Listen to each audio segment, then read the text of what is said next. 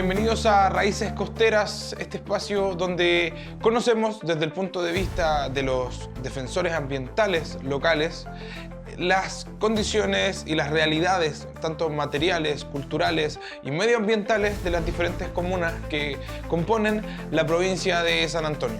El día de hoy aterrizamos en El Quisco, una comuna con 51 metros cuadrados de superficie, lo que la sitúa entre las comunas más pequeñas de la provincia de San Antonio. Lo que además realza su carácter intensivo e importante y fundamental para el ecosistema de las costas de la quinta región. Es una ciudad cuyo 90% de habitantes, situado según el censo del 2017 en alrededor de 16.000 personas, cuyo 90% vive en las zonas urbanas.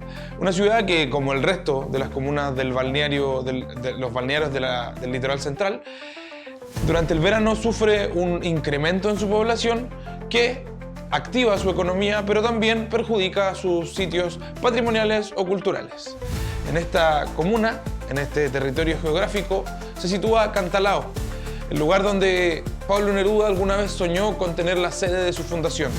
Hoy el debate se centra en los loteos de la Parcela 30, un conflicto que pone por un lado el desarrollo inmobiliario y el desarrollo del mercado local, y por el otro la protección del patrimonio cultural, incluso arqueológico y social de la comuna.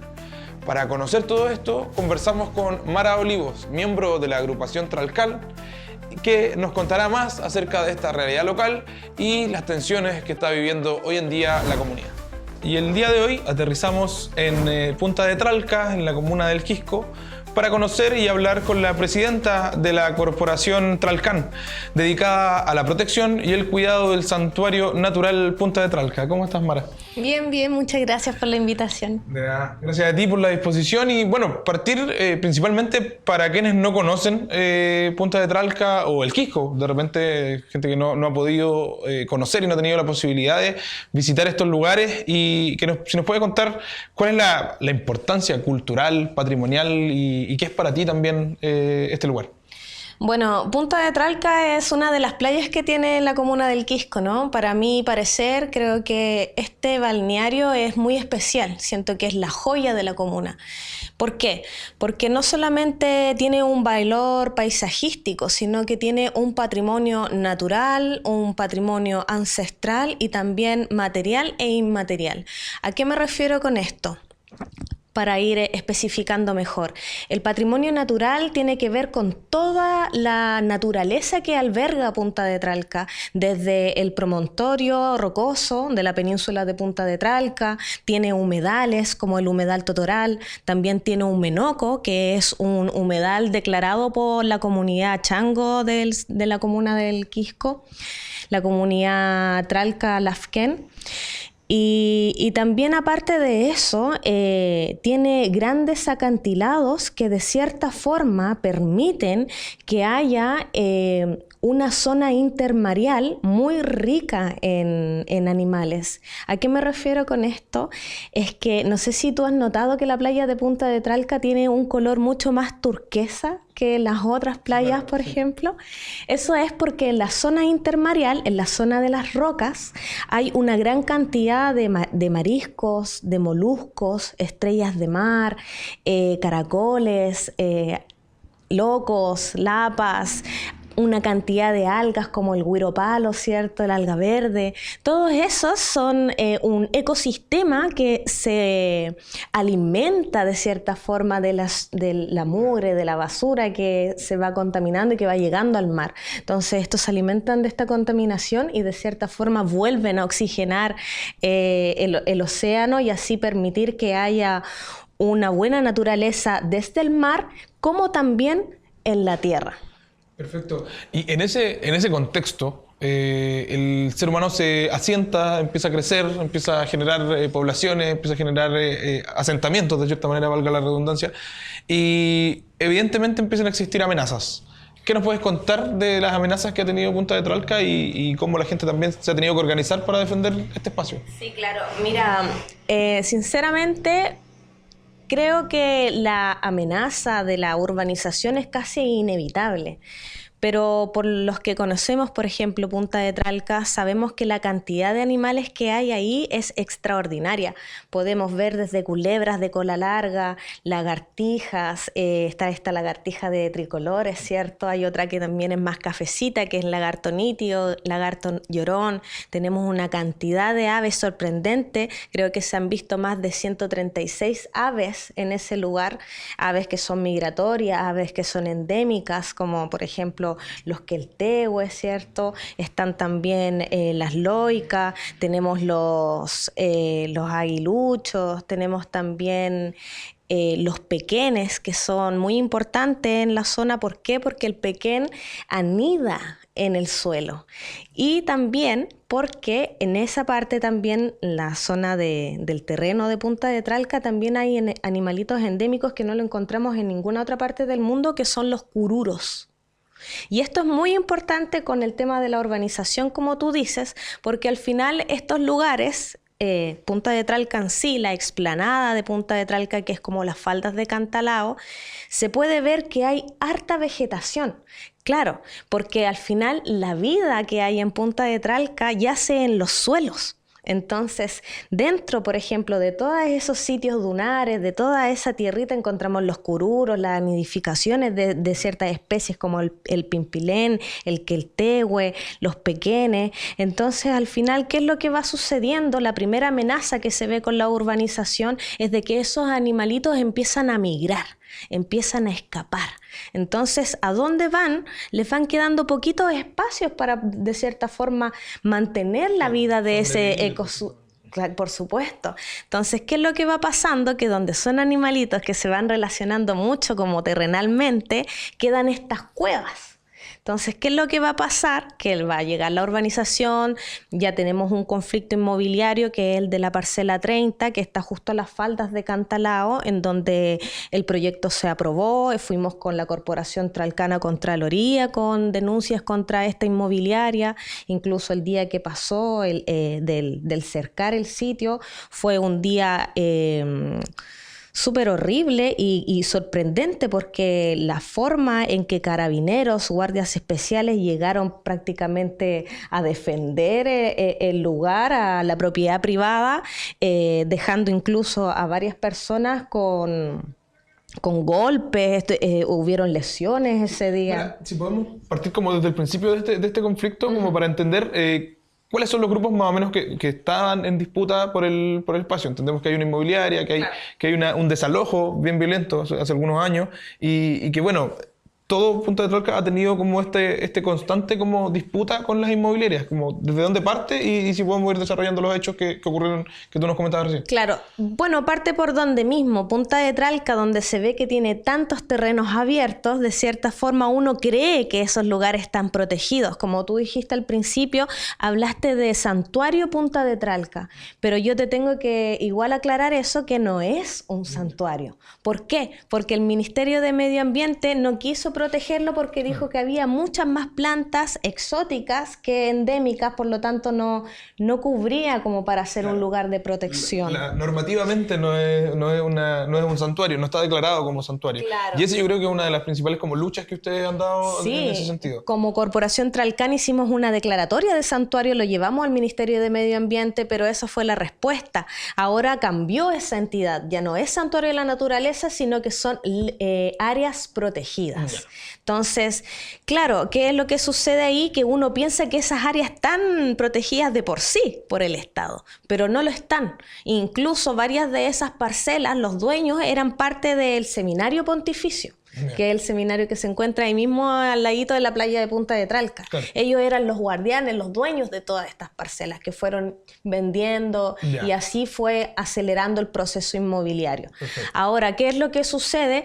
Punta de Tralca, en la comuna del Quisco, es uno de los lugares que más tierras tiene.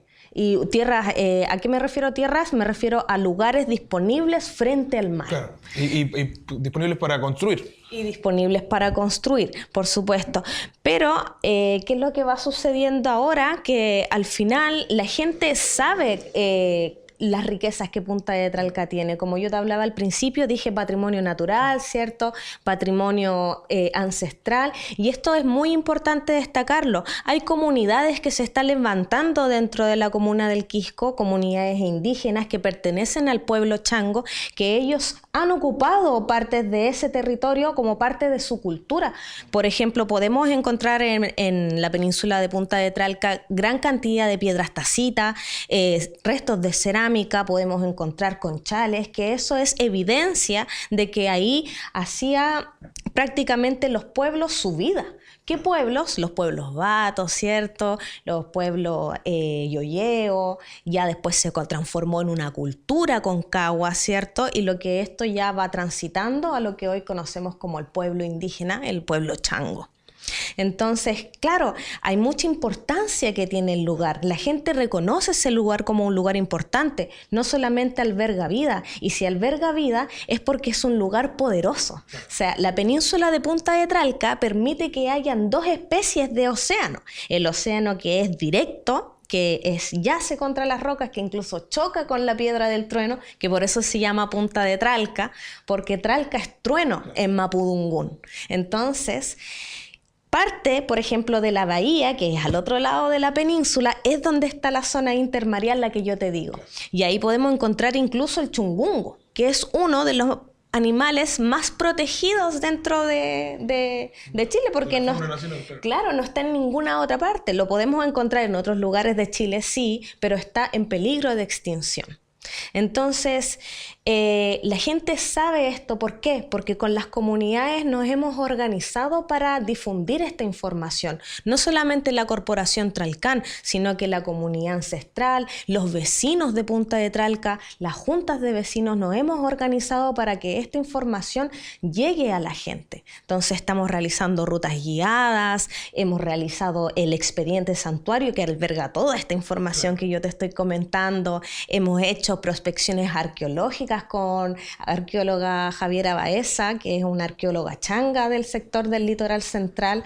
Entonces hemos hecho harto trabajo respecto como a investigar el valor que tiene Punta de Tralca, que no es solamente paisajístico, sino que es uno de los puntos más importantes que puede albergar vida a nivel del litoral central, como lo es también, por ejemplo, varias partes, Gota de Leche, como lo es también Punta Fraile, como lo son donde están al final los conflictos, es donde están los lugares más importantes que hay que proteger y preservar a lo largo del litoral central.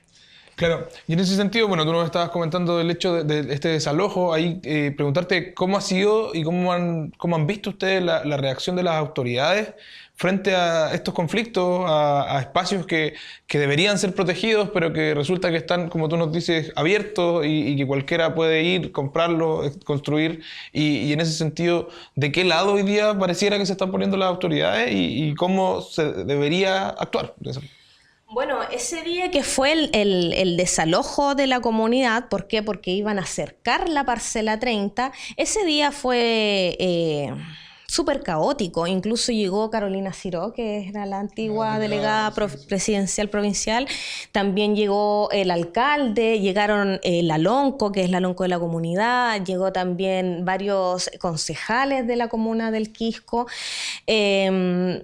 pero prácticamente como que las soluciones o las formas que ellos tienen de ver es que ya es un recinto privado, por lo tanto ante el recinto privado no se puede hacer mucho contra la propiedad privada. Cuando un lugar ya está de cierta forma vendido y ya están los permisos por parte de la dirección de obra que viene por parte de la municipalidad, entonces es casi imposible luchar con información de la flora fauna, de la memoria ancestral, porque al final esas entidades tampoco tienen la protección suficiente para detener la propiedad privada. Claro, quizá la misma municipalidad en todo este proceso debió haber advertido la importancia ancestral, la importancia patrimonial de este espacio y haber dicho quizá ir regulando o llamar a todos los actores también que están involucrados en esta situación, ¿no? Claro, ¿no? Y los actores se involucraron porque al final, donde tuvimos toda esta lucha, llegaron personas que eran arqueólogos por parte de la inmobiliaria. Nosotros teníamos nuestra arqueóloga también. Entonces, claro, ¿qué pasa? Que la entidad de monumentos nacionales, que es quien ve todo el tema ancestral, ve como los vestigios arqueológicos como algo extraíble y llevado a un museo para su protección, pero olvida en realidad que es algo mucho más complejo, es algo mucho más completo. No estamos hablando de un resto de cerámica que encontramos, sino que estamos hablando de un polígono de conservación ancestral, ¿me entiendes? En donde podemos encontrar muchos vestigios. Entonces, en realidad, si vamos a ponernos a extraer de cierta forma, no estamos protegiendo, estamos incluso extraterritorializando la memoria. La memoria se va perdiendo, las comunidades van perdiendo el Nehuen, el Kimun que ellos dicen, que es la energía, el conocimiento que uno tiene dentro, que eso hay que cuidarlo, porque al final de eso nos enseña el vínculo que nosotros tenemos que tener con la naturaleza. O sea, yo cuido la naturaleza, cuido la memoria que hay en ella. ¿Por qué? Porque me enseña a poder conectar con ella de manera evolucionada, consciente. O sea, las crisis climáticas que tenemos hoy en día, básicamente es por eso, por una desconexión que nosotros tenemos con la naturaleza y con la memoria. Claro, en ese sentido, preguntarte cómo ves la organización post-estallido social, después de un proceso constitucional que se ve manchado un poco por la desinformación, en un rechazo que tuvo mucho que ver con principalmente desinformación de la derecha y de que se empezó a banalizar un poco también la lucha por los territorios. Hoy día hablábamos en otro capítulo con Eric Rojas de Gota de Leche, que él nos dice que ve un grano de esperanza hoy, que las comunidades se han reactivado también en defensa y quiero que me cuentes o que nos cuentes cómo ves tú esto, cómo ves la organización a futuro y cómo crees que debería evolucionar también, hacia dónde apuntar y dónde defender. Claro. Yo creo que los primeros lugares que hay que defender son los lugares que son los que están en más peligro, sinceramente, que son los humedales, que son las quebradas, que son los lugares cercanos a la playa, que son las dunas, que son parte de los ríos. Entonces, en realidad, donde más hay conflicto es donde justamente es donde hay que proteger y preservar. Entonces, de cierta forma, a mí me alegra mucho y creo que también hay que aplaudirle harto a las comunidades que se están levantando por la protección de estos, porque el pueblo chango, yo siento, está recibiendo harta energía como del territorio. Y no es por parte solamente de la comunidad ancestral, sino que también por parte de nosotros, que también somos comunidad, que somos parte también de un lugar al que queremos proteger. Entonces, de cierta forma, la unión hace la fuerza. Yo no soy del pueblo chango, pero sí creo que hay que defender todo lo que ellos están defendiendo hoy en día. ¿Y por qué te lo digo, hablo tanto del pueblo chango? Porque hace unos años atrás el pueblo chango no era reconocido como un pueblo originario. ¿Por qué? Porque no había investigaciones respecto a lo que hacía ese pueblo, no había cultura sobre lo que ellos hacían. Y claro, porque no había investigación, no había levantamiento de información por las partes de las municipalidades, no hubo tanta interés de poder buscar lo que yace en la ancestralidad, ¿me entendí? Entonces, ahora, por ejemplo, que vecinos se estén uniendo para hacer prospecciones arqueológicas comunitarias, que se estén acercando personas de profesionales a ayudar en este tema para realizar, por ejemplo, declaratorias de santuario, para levantar información, para hacer rutas guiadas. Eso es fabuloso y eso se hace gracias a la comunidad completa, no solamente la indígena. Y la información se está levantando, se está recuperando gracias a lo que estamos haciendo en conjunto. Perfecto. Ahí también en otras entrevistas hemos hablado de cómo debe ocurrir este cambio y cómo, de la mano de la educación, de espacios donde se difundan este tipo de informaciones, empezamos a conocer nuestro entorno y lo entendemos como un objeto que igual hay que defender. En ese sentido, como para ir cerrando la entrevista, quería pedirte también que, bueno, si puedes dar un mensaje también a futuro, cómo ves tú la organización, hacia dónde tenemos que caminar y bueno, lo que quieras, en verdad, la cámara es tuya. Mira, voy a decir algo súper importante que se está llevando a cabo ahora en este momento. Cantalao abrió sus puertas.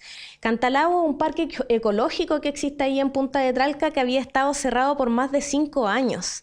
Y gracias a la Corporación Tralcan hemos tenido una reunión con el directorio de la Fundación Neruda, e incluso Pablo Salinas fue, los presidentes de las juntas de vecinos del sector de Punta de Tralca, nosotros fuimos representación también de la Corporación Tralcan, y ellos accedieron a que pudiéramos abrir el parque 2 veces al mes. Y es un parque ecológico, pero fenomenal.